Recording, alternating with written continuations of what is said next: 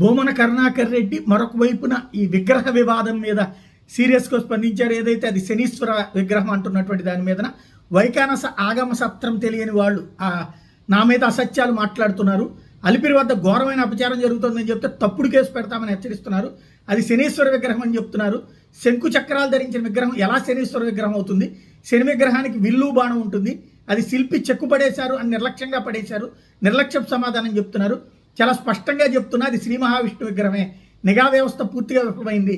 నాపై తప్పుడు కేసు పెట్టి జైల్లో వేసినా నేను చెప్తూనే ఉంటా, నేను నాయకుడిని కాదు, స్వచ్ఛమైన హిందువుని, హిందూ ధర్మం పట్ల పూర్తి నమ్మకం ఉన్నవాడిని. నాపై ఎన్నిసార్లు దుష్ప్రచారం చేసినా ఎవరూ నమ్మరు. స్వామి అనుగ్రహించారు కాబట్టి 2 సార్లు టీటీడీ చైర్మన్గా, 3 సార్లు బోర్డు సభ్యుడిగా అవకాశం ఇచ్చారు. ఒక్కసారి అవకాశం ఇస్తేనే స్వామి అనుగ్రహంతో బోర్డు సభ్యులని చెప్పే మీరు 2 సార్లు స్వామి అనుగ్రహంతో చైర్మన్ అయిన వాడిని. ఏడాదిన్నర కాలంగా మీరు ఏం చేస్తున్నారు? ఇది ముమ్మాటికి విష్ణు విగ్రహమే. నాపై ఎన్ని కేసులు పెట్టినా నేను భయపడేది లేదు. రాజకీయాల కంటే నాకు హిందూ ధర్మ పరిరక్షణ ముఖ్యం అంటూ తేల్చి చెప్పారు.